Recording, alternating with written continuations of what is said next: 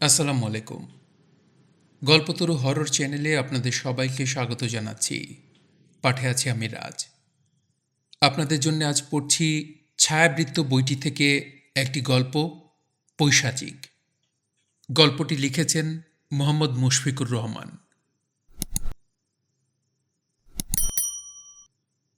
পড়ছি গল্প পৈশাচিক। মুড়ির টিন মার্কা বাসটা থামতেই লাফিয়ে লাফিয়ে নেমে পড়ল কয়েকটা ছেলে। সেমিস্টার ফাইনালের আগে পাওয়া পিএলের বন্ধে লেখাপড়া বাদ দিয়ে ঘুরতে আসাটা যদিও কোনো ব্যাকরণের পর্যায়ে পড়ে না, তারপরও সারা জীবন তো পড়লাম, আর কত, এখন ভার্সিটিতে পড়ি টাইপের ভাবভঙ্গি নিয়ে সোজা জঙ্গলে এসে পড়ল ছেলেগুলো ক্যাম্পিং করতে। হই হুল্লোড়, লাফালাফি আর টপ ভলিউমে মিউজিকের শব্দ শুনলে কে বলবে এদের সামনের সপ্তাহে সেমিস্টার ফাইনাল। অবশ্য আমার উদ্দেশ্যটা একটু অন্যরকম, আর সেটা হলো ভূত। হ্যাঁ, ভূত। গাজীপুরের ভিতর যে পিকনিক স্পটগুলো আছে তার একটা হলো শফিপুর। এই শফিপুরের জঙ্গলে কোনো এক পুরনো কালী মন্দিরে সেই ভূত বাবাজির অবস্থান। তার দর্শনেই আসা মহাপুরুষদের। অবশ্যই ভূত দেখতে আসার পরিণতিটা আর একটু আগে জানতে পারলে বোধহয় ক্যাম্পিংয়ে এসে রিচার্জ হয়ে সেমিস্টার ফাইনালের জন্য পড়ার টেবিলে বসার প্ল্যানই থেকে যেত। কিরে, ঘাটটা তো আমার বেকাই হয়ে গেল। কি ভয়াবহ গ্যাদারিং বাসের মধ্যে। ঘাট ডলতে ডলতে বলল আদনান। আমরার যেন আর কষ্ট হয় নাই, তুই একলাই ঘাড় বেকা করছস, পাশ থেকে বলে উঠল রোহান। বুঝতে হবে আমরা ট্রাভেলার, একটু কষ্ট না করলে ভূত দেখব কিভাবে? কেটসের ফিতা বাঁধতে বাঁধতে শাওন বলল, আপসারা, কোনো মানে হয় পরীক্ষার পড়া বাদ দিয়ে এখানে মরতে আসার? নিজের মনে গজগজ করল আনাস। হইছে, এখন আর পরীক্ষার কথা মনে করাইস না, তাহলে ঠিকমতো ভূত দেখন যাইব না। আরে খাইছে, এই জঙ্গলের ভিতর ঢুকন লাগবো, হাঁটুম কেমনি? হাঁটন লাগবো না, দৌড়া। বাস থেকে নামার পরেই প্রথম কথা বলল মিশু। এই রবিন, আমাদের খাবারের ব্যাগটা তোমার কাছে না? সাবধানে রাইখো, ওইটা হারাইলে কিন্তু আজকে সারাদিন উপাস।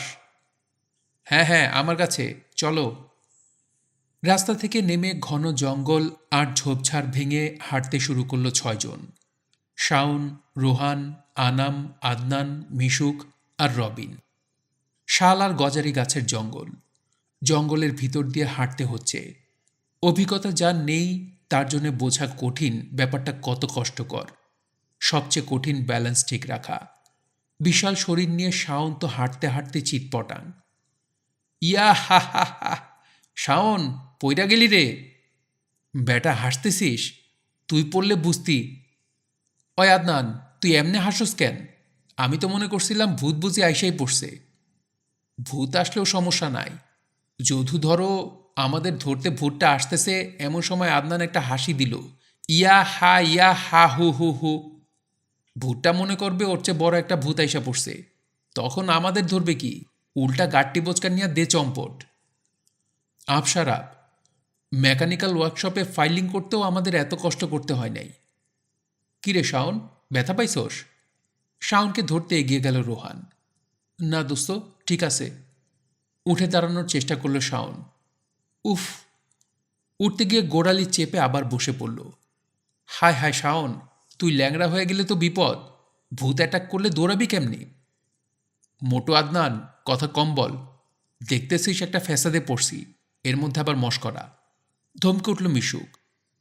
এর মধ্যে রোহান আর আনাসের হাত ধরে কোনো রকমে উঠে দাঁড়ালো শাওন। মুখ চোখ ব্যথায় কুঁচকে গেছে, দাঁতে দাঁত চেপে ব্যথা সহ্য করার চেষ্টা করছে। ওর দিকে এগিয়ে গেল মিশুক।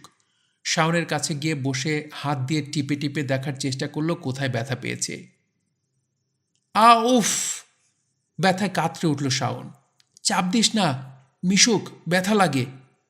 বুঝছি, এই ল্যাংড়াটার এখন ধৈরা ধৈরা নিয়ে যাইতে হইব। তার চেয়ে বরং চলো ফিরে যায় মিশুক। অসহায় দৃষ্টিতে মিশুকের দিকে তাকালো রবিন। সন্ধ্যা হয়ে আসছে, চারদিকের পরিস্থিতি আমার একদমই ভালো লাগছে না। কেমন যেন একটা গা ছমছম করা থমথমে বদ্ধ অবস্থা। সামনে আর এগুলো কি ঠিক হবে?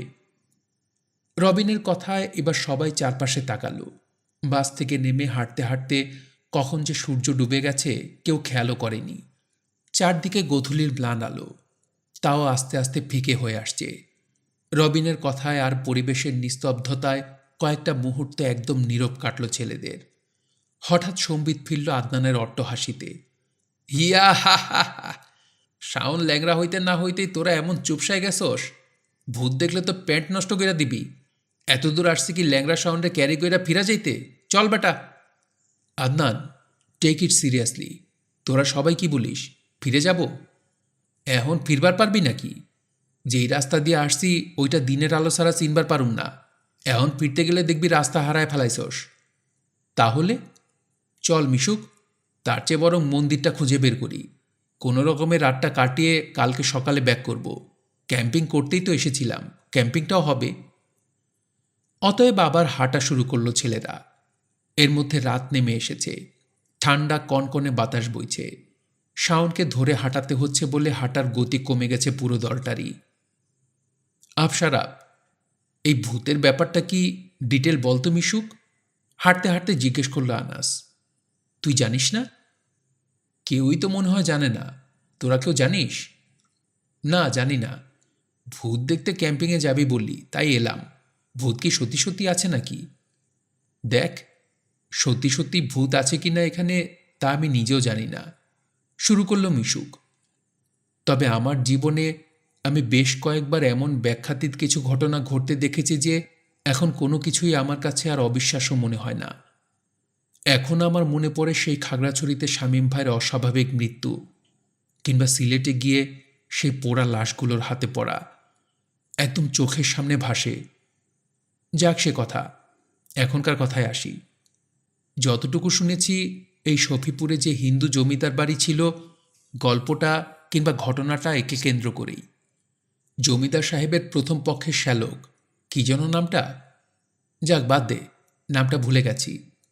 তার স্বভাব চরিত্র খুব একটা ভালো ছিল না।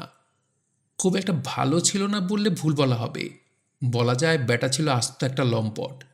সারাদিন মদ, গাঁজা, তাস, জুয়া এইসব নিয়ে পড়ে থাকত। আর মেয়ে মানুষ তো ছিলই। কত মেয়েকে যে তার খপ্পরে পড়তে হয়েছে তার আর হিসেব নেই। জমিদার সাহেব ছিলেন এক কথায় দিলদরিয়া মাটির মানুষ।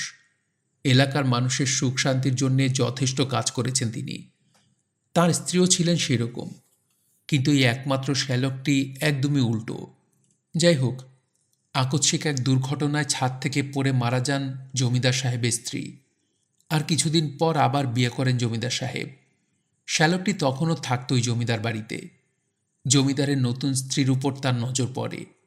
একদিন একটা অঘটন ঘটিয়েও ফেলে সে, এবং ধরাও পড়ে যায়। বাড়ি ছেড়ে পালিয়ে যায় জমিদারের শ্যালকটি। কিন্তু বউটা, সে যাবে কোথায়? সব রোষ গিয়ে পড়ে তার উপর।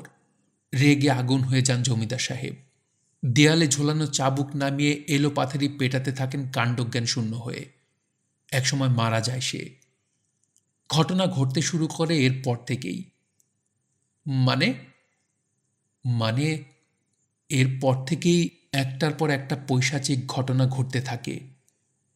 জমিদার সাহেবের স্ত্রী মারা যাওয়ার 1 মাস পেরোতে না পেরোতেই বাড়ির সিঁড়ির গোড়ায় একদিন মরে পড়ে থাকতে দেখা যায় তার প্রথম পক্ষের ছেলেটিকে। রক্তাক্ত, সারা শরীর থ্যাতলানো মাংসপিণ্ডের মতো। সবচেয়ে আশ্চর্যের ব্যাপার হলো, শরীরে একটাও হাড় নেই। সবগুলো হাড় কোনো বিশেষ উপায়ে শরীর থেকে বের করে নেওয়া হয়েছে। হাড়গুলো অবশ্য বাড়ি থেকে একটু দূরে পাওয়া গেল, বনের ভিতর একটা গাছের গোড়ায়। কিন্তু হাড়গুলো থ্যাতলানো। দেখলে মনে হয় বাড়ি থেকে জমিদার সাহেবের ছেলের শরীরের হাড়গুলো বের করে এনে কেউ এই গাছতলায় বসে চিবিয়ে খেয়েছে। বাবা গো, কি ভয়ানক! অস্ফুট আর্তনাদ করে উঠল আদনান। আফসারা, এইসব গল্প কোত্থেকে যে মানুষ বানায়, বললেই হইল শরীর থেকে হাড্ডি বাইর করে চিবায় খাইছে। রাগে গজগজ করতে করতে বলল আনাস। আজকের দিনে যে একদমই পড়া হলো না, এই শোক সে এখনো ভুলতে পারছে না। আমি যা জানি বলতেছি। গল্প কে বানাইছে, কেন বানাইছে, কিভাবে বানাইছে, আদৌ বানাইছে কি না, তা আমি কিভাবে বলবো? বিরক্ত স্বরে বলল মিশুক। হ্যাঁ মিশুক, তারপর কি হলো বলো। তর সইছে না রবিনের। আমরা বোধহয় এসে পড়ছি। ওই যে সামনে গাছপালার আড়ালে মন্দিরটা দেখা যাচ্ছে, বাকিটা ওখানে গিয়ে বলি। হাঁটতে হাঁটতে কখন যে ছেলেরা মন্দিরটার কাছে এসে পড়েছে কেউ খেয়াল করেনি। অনেকটা পথ হাঁটতে হলো, সবাই পরিশ্রান্ত। তার উপর শাওনকে ধরে হাঁটতে হয়েছে বলে রোহান আর রবিনের অবস্থা আরও করুণ। পুরনো জীর্ণ সেই মন্দিরটার কাছে এসে ধপ করে বসে পড়ল সবাই। বেশ কয়েকটা মুহূর্ত কাটল চুপচাপ, একদম নীরব। সবাই এক দৃষ্টিতে চেয়ে আছে মন্দিরের দিকে। মন্দিরের ধ্বংসাবশেষ, দেয়াল ধসে পড়েছে। যেসব জায়গায় এখনো দেয়াল অক্ষত আছে সেই সব জায়গায়ও জরাজীর্ণতার চিহ্ন স্পষ্ট। মন্দিরের চারপাশে গাছপালা জন্মে পরিবেশটাকে আরও ভয়াবহ করে তুলেছে। হঠাৎ করে চোখ পড়লে মনে হয় শূন্য চোখে কোনো মরার মাথার খুলি চেয়ে আছে তাকে দেখতে আসা আগন্তুকদের দিকে। কাঠগুলো জড়ো করো রবিন, আগুন জ্বালাবো। নিস্তব্ধতা ভেঙে হঠাৎ বলে উঠল মিশু। মন্দিরের দিক থেকে চোখ ফিরিয়ে এবার সবাই কাজে হাত লাগালো। কাঠ জড়ো করা হলো, আগুন জ্বালানো হলো। খাবারের ব্যাগ থেকে খাবার বের করতে শুরু করল আদনান। তারপর আগুনের চারপাশে বসে হটডগ আর ম্যাঙ্গো জুস খেতে খেতে আবার শুরু হলো গল্প। সবাই ফিরে গেল 200 বছর আগের সেই জমিদার বাড়িতে। ভয়ে আতঙ্কগ্রস্ত হয়ে পড়ল সবাই। আবার শুরু করল মিশুক। এরকমভাবে কে হত্যা করল জমিদার সাহেবের ছেলেকে? নানা গুঞ্জন উঠল চারদিকে, কিন্তু কেউই কোনো কিনারা করতে পারল না রহস্যের। কোনো জানোয়ারের পক্ষে এভাবে ঘরে ঢুকে মানুষ হত্যা করা সম্ভব নয়। আর তাছাড়া এমন কোন জানোয়ারই বা আছে যে শরীরের মাংস বাদ দিয়ে শিকারের হাড়গুলো নিয়েই শুধু সন্তুষ্ট থাকবে? চাপা গুঞ্জন থেকে একটা নামে ভেসে এলো, মালতী, জমিদার সাহেবের দ্বিতীয় স্ত্রী। এর একদিন পর একইভাবে খুন হলো জমিদার সাহেবের বিধবা বোন। সেই থ্যাতলানো শরীর, সেই জঙ্গলের মধ্যে পড়ে থাকা রক্তাক্ত হাড়। এভাবে প্রতি রাতেই একজন করে মরতে থাকলো। সন্দেহ ঘনীভূত হতে থাকলো আস্তে আস্তে। কিন্তু এক রাতে সন্দেহ আর সন্দেহ রইল না। চাক্ষুষ প্রমাণ পেলেন জমিদার সাহেব। দুশ্চিন্তাগ্রস্ত হয়ে দোতলার বারান্দায় পায়চারি করছিলেন তিনি। হঠাৎ অন্ধকারে অদূরে জঙ্গলে একটা ছায়া নড়তে দেখলেন। সচকিত হয়ে উঠলেন তিনি। তীক্ষ্ণ দৃষ্টি বনের মধ্যে খুঁজতে লাগলো ছায়াটিকে। একটু পর আরও স্পষ্ট হলো ছায়ামূর্তি। আবছা অবয়বে একটি নারী মূর্তি বেরিয়ে আসছে জঙ্গলের ভিতর থেকে। শীর্ণ দেহ, হাতগুলো আরও শীর্ণ আর অস্বাভাবিক লম্বা। ছায়ামূর্তি জঙ্গল থেকে বেরিয়ে এসে দাঁড়ালো জমিদার বাড়ির সামনে। তারপর এগিয়ে গেল দাস দাসীদের ঘরগুলোর দিকে। একটু পরে শোনা গেল এক দাসীর গগনবিদারী চিৎকার। ততক্ষণে সম্বিত ফিরে পেলেন জমিদার সাহেব। চিৎকার করে তার ভৃত্যদের ডেকে লাঠিসোঁটা বন্দুক নিয়ে ছুটলেন ওই দাসীর ঘরের দিকে। ততক্ষণে দেরি হয়ে গেছে। মালতীর প্রেতাত্মা দাসীটাকে জঙ্গলে টেনে নিয়ে গেছে। দলবল নিয়ে সারা জঙ্গল চষে ফেললেন জমিদার সাহেব। একসময় পাওয়া গেল লাশ, কিন্তু সেই হাড়শূন্য অবস্থায়। বাধ্য হয়ে জমিদার সাহেব গ্রামের পুরোহিতকে ডাকলেন। পুরোহিত এলেন, সবকিছু দেখে শুনে বললেন, পাপের শাস্তি সবাইকেই ভোগ করতে হয়। জমিদার সাহেব যে পাপ করেছেন, যেভাবে নিরপরাধ একটা মেয়েকে হত্যা করেছেন, এর জন্যে মাসুল তো তাকে দিতেই হবে। তিনি সাধ্যমতো চেষ্টা করবেন, তবে সফলতার সম্ভাবনা খুবই কম। জমিদার বাড়ির চারপাশে অনেক বড় করে বৃত্ত আঁকলেন পুরোহিত। তারপর এক এক করে জমিদার বাড়ির ঘরগুলো দেখতে শুরু করলেন। একতলা দোতলা সবগুলো ঘর দেখা শেষ করে হতাশ হয়ে পুরোহিত বললেন, ব্যাপার খুব গোলমেলে। তিনি ভেবেছিলেন সেই অশুভ আত্মা জমিদার বাড়িতেই কোথাও লুকিয়ে আছে, কিন্তু এখন দেখছেন তা নয়। তিনি জানতে চাইলেন জমিদার বাড়িতে আর কোনো ঘর আছে কিনা। জমিদার সাহেব জানালেন তার বাড়ির পেছনের দিকে একটা কালী মন্দির আছে। তার পূর্বপুরুষরা সেখানে নরবলি দিত। পুরোহিতের চোখ জ্বলে উঠল। তিনি মন্দিরে কালী মূর্তিটা আছে কিনা জানতে চাইলেন। জমিদার সাহেব জানালেন যে কালী মূর্তি আছে। পুরোহিত তখন জমিদার সাহেবকে তার শরীরের কিছু তাজা রক্ত দিতে বললেন। তারপর চললেন সেই কালী মন্দিরের দিকে। প্রায় 2 দিন 2 রাত ধরে নানা যজ্ঞ করে মালতীর অতৃপ্ত আত্মাকে ঢুকিয়ে দিলেন সেই কালী মূর্তির ভিতর। তারপর বের হয়ে এলেন মন্দিরের বাইরে বিধ্বস্ত অবস্থায়। কালী মন্দিরের বাইরে জমিদার সাহেব অপেক্ষা করছিলেন সবাইকে নিয়ে। ভিতরে যে তাণ্ডব চলছিল পুরোহিতের সাথে মালতীর অশুভ আত্মার, তা বেশ ভালোই উপলব্ধি করতে পারছিলেন তারা বাইরে থেকে। পুরোহিত বাইরে এসে জানালেন আর ভয় নেই, কালী মূর্তির ভেতরে তিনি আত্মাটাকে ভরে ফেলেছেন। হাঁপ ছেড়ে বাঁচল সবাই। কিন্তু দিন দশেক পর এক অমাবস্যার রাতে স্বয়ং পুরোহিতকেই একইভাবে মরে পড়ে থাকতে দেখা গেল তার ঘরে। আঁতকে উঠল সবাই। আতঙ্কগ্রস্ত দিশেহারা হয়ে পড়লেন জমিদার সাহেব। এ কি হল? ছুটে গেলেন কালী মন্দিরে, দেখলেন কালী মূর্তি হাওয়া। এখন কি হবে? এরপর থেকে প্রতি অমাবস্যার রাতে জমিদার বাড়ি থেকে একজন একজন করে মারা যেতে থাকল। আরও একজন পুরোহিতকে ডাকলেন জমিদার সাহেব। পুরোহিত সব শুনে বললেন, তার আগে যে পুরোহিত মালতীর আত্মাকে কালী মূর্তির ভিতর বন্দী করেছিলেন, তিনি মূর্তির ভিতর থেকে আত্মার বের হওয়ার রাস্তা বন্ধ করতে ভুলে গিয়েছিলেন। ফলে এখন মালতীর আত্মার নিজস্ব শক্তির সাথে যোগ হয়েছে দেবী কালীর শক্তি। এখন আরও অপ্রতিরোধ্য শক্তি ধারণ করেছে মালতী। একে থামানোর শক্তি তার নেই। বাধ্য হয়ে জমিদার সাহেব জমিদারি ছেড়ে অন্য কোথাও চলে যাওয়ার সিদ্ধান্ত নিলেন। কিন্তু ওই রাতেই খুন হলেন তিনি। তার মৃত্যু নাকি ছিল আরও বীভৎস। সকালবেলা চাকর এসে ঘরে ঢুকে দেখেছিল জমিদার সাহেবের কঙ্কালটা বিছানার বালিশে মাথা রেখে শোয়া, আর পাশের বালিশে তার হাড়শূন্য শরীরটা। অবশ্য এরপর মালতীর আত্মা আর কোনো উৎপাত করেনি। কিন্তু এরপর থেকে প্রতি অমাবস্যার রাতে প্রায় তার কান্না শুনতে পায় মানুষ। কান্না শুনতে পায় কেন? মিশু গল্প শুরু করার পর এই প্রথম কেউ কথা বলল। এতক্ষণ হটডগ খাওয়া বাদ দিয়ে মন্ত্রমুগ্ধের মতো শুনে যাচ্ছিল সবাই। শোনা যায় এক জ্যোতিষী নাকি একবার মালতীর হাত দেখে ভবিষ্যৎবাণী করেছিলেন যে তার নাকি প্রথম সন্তানটি ছাড়া বাকি সন্তানগুলো জন্মাবার আগেই মারা যাবে। জমিদার সাহেব যখন তাকে পেটাচ্ছিলেন তখন মালতী ছিল অন্তঃসত্ত্বা। জমিদার সাহেবের সন্তানই ছিল তার গর্ভে। জমিদার সাহেবকে সে বারবার মিনতি করছিল তাকে যাই করা হোক তার সন্তানটিকে যেন শাস্তি দেয়া না হয়, তার সন্তানটি যেন পৃথিবীর মুখ দেখতে পারে। ক্রুদ্ধ জমিদার সাহেব সেটা শোনেননি। ফলে অন্তঃসত্ত্বা অবস্থায় মারা যাওয়ায় তার সন্তানটিও বাঁচেনি। এই দুঃখেই সে কাঁদে। কিন্তু প্রতি অমাবস্যার রাতে কেন? প্রতি অমাবস্যার রাতে সেই আত্মা জেগে ওঠে। আমাদের পেছনে যে মন্দিরটা দেখছিস, এটাই সেই কালী মন্দির। জমিদার বাড়ির বাকি ঘরগুলো সব ধুলায় মিশে গেছে। আজকেও অমাবস্যা। আমি দেখতে চাই সত্যি এরকম কিছু হয় কি না। নিবিষ্ট মনে সবাই মিশুকের কথা শুনছিল। একদম পিনপতন নীরবতা চারদিকে। মাঝরাত পার হয়ে গেছে। হটডগ আর জুস সাবার।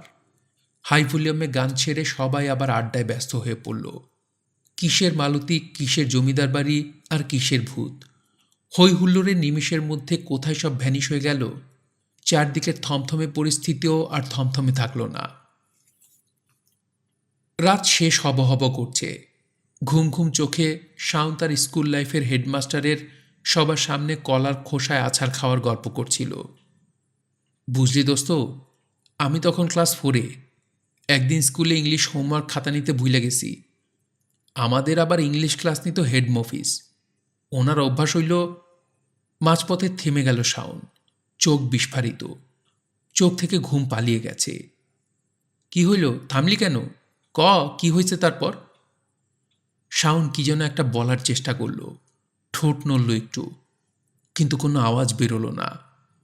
ওর দৃষ্টি অনুসরণ করে তাকালো সবাই। সঙ্গে সঙ্গে বাকি সবাইও হতবাক হয়ে গেল।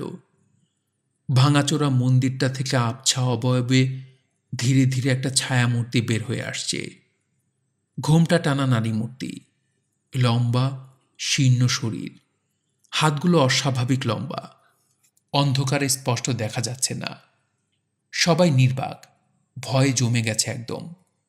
আস্তে আস্তে বের হয়ে এসে ওদের পাশ দিয়ে হেঁটে গিয়ে বনের ভিতর ঢুকে বসে পড়ে মিহিসুরে কাঁদতে শুরু করল। কয়েক মুহূর্তে স্তব্ধ হয়ে বসেছিল সবাই।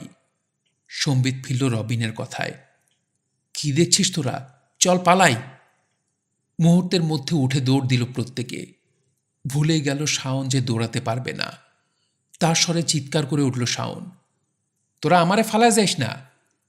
সঙ্গে সঙ্গে অট্ট হাসিতে ফেটে পড়ল সেই ছায়ামূর্তি। ওই তোরা কই যাস? এত ভীতু তোরা, আমারে চিনলি না? ঘুরে দাঁড়ালো সবাই। ছায়ামূর্তি জঙ্গল থেকে বের হয়ে ঘোমটা খুলে ফেলেছে ততক্ষণে। আরে, এ তো রোহান। ওই শালা, এইসব কি? আবসারাব, এমনি ভয়ে বাঁচি না, তারপরও আবার তুই এমন করস? কি করুম, মিশুক ভূত দেখাইতে আনলো। সারা রাত বয়ে থাইকাও যখন ভূত দেখবার পারলাম না, তখন ভাবলাম আমিই ভূত হয়ে যাই, দেখি তোগরে ভয় দেখাইবার পারি কি না। তুই তো আমাদের সাথেই বসেছিলি, উঠা গেলি কখন? দেখলাম তোরা সবডি জিমাইতাছোস। প্ল্যান অবশ্য আগেই কইরা রাখছিলাম, ব্যাগে কইরা মেকআপও নিয়ে আসছিলাম। কি ভয়ানক, আরেকটু হইলে হার্ট অ্যাটাক করতাম। তোরা এমনই ফ্রেন্ড রে, ভূত দেখা সাউন্ডে ফালাইয়া দৌড় দিছিলি। উফ! ধপ করে মাটিতে বসে পড়ল মিশুক। যথেষ্ট হয়েছে, ভোর হয়ে আসতেছে, চল সবাই, ভীষণ ঘুম পাইছে, হোস্টেলে গিয়া ঘুমাইতে হইব। এক নিঃশ্বাসে কথাগুলো বলে গেল রবিন। উঠে পড়ল সবাই, ব্যাগ গুছিয়ে রওনা দিল। শেষবারের মতো ভূতুরে মন্দিরটাকে এক নজর দেখে হাঁটা শুরু করল। এই, এবার অন্য কেউ ধর শাওনকে, আমি ব্যাগ নিচ্ছি। ব্যাগের দিকে হাত বাড়িয়ে দিল রোহান। রওনা হলো সবাই। আবার সেই জঙ্গলের মধ্যে দিয়ে ব্যালেন্স ঠিক রেখে এঁকে বেঁকে হাঁটা, রীতিমতো অসম্ভব ব্যাপার। সবাইকে পেছনে ফেলে রোহান দ্রুত হেঁটে এগিয়ে গেল সামনে। তোরা আয়, আমি গিয়া দেখি যাওয়ার কি ব্যবস্থা করা যায়। আকাশ পরিষ্কার হয়ে আসছে আস্তে আস্তে। তাহলে দেখি পুরো ব্যাপারটাই বোগাস, হাঁটতে হাঁটতে বলল আদনান। বোগাস বললি? কিছুই তো দেখলাম না। তাও ঠিক, তবে রোহান, যথেষ্ট হইছে, আন না প্লিজ, ভরং ছাড়। মিশুকের কথা শুনে সামনে তাকালো সবাই। দেখল রোহান আবার ভূত সেজেছে, সেরকম ঘোমটা টানা ছায়ামূর্তি। হাত দুটো অস্বাভাবিক লম্বা, এতক্ষণ ওদের দিকে ফিরেছিল, এখন ওদের দিকে পেছন ফিরে আস্তে আস্তে হাঁটতে শুরু করলো জঙ্গলের দিকে। হাঁটতে হাঁটতে ঢুকে গেল জঙ্গলের ভিতর। আয় রোহান, কোথায় যাচ্ছিস তুই? আমাদের ব্যাগ কোথায়? চিৎকার করে উঠল মিশুক। মিশুক, চলো হাঁটি, ও আবার ভয় দেখাতে চাচ্ছে। রাস্তায় উঠলেই দেখব হারামজাদা এসে পড়েছে। চলো চলো, তাগাদা দিল রবিন। আবার হাঁটতে শুরু করলো সবাই, কিন্তু কয়েক পা এগুতেই দেখল মিশুক সেই পেছনের ঠাঁই দাঁড়িয়ে আছে, স্তব্ধ, অনড়। পিছনে ফিরে গেল আদনান। জমে শক্ত হয়ে যাওয়া মিশুককে জোরে জোরে ধাক্কা দিতে থাকল। আয় মিশুক, কি হয়েছে তোর? কথা বলছিস না কেন? যন্ত্রমানবের মতো আদনানের দিকে মুখ ঘোরালো মিশুক, চাহনি ভয়ার্ত, আতঙ্কগ্রস্ত। কোনো রকমে হাত তুলে মিশুক তার ডান দিকে ইশারা করল। সবাই সেই ইশারা অনুসরণ করে দেখল মাটিতে ঘাসের উপর পড়ে আছে তাজা রক্তমাখা অনেকগুলো হাড়, আর তার একটু দূরে দোমড়ানো মোচড়ানো রক্তাক্ত একটা শরীর। শরীরটা যে একটা মানুষের তা শুধুমাত্র বোঝা যাচ্ছে শরীরে জড়ানো ছিন্ন ভিন্ন কাপড়গুলো দেখে। রোহানের শরীর, তবে হাড় শূন্য।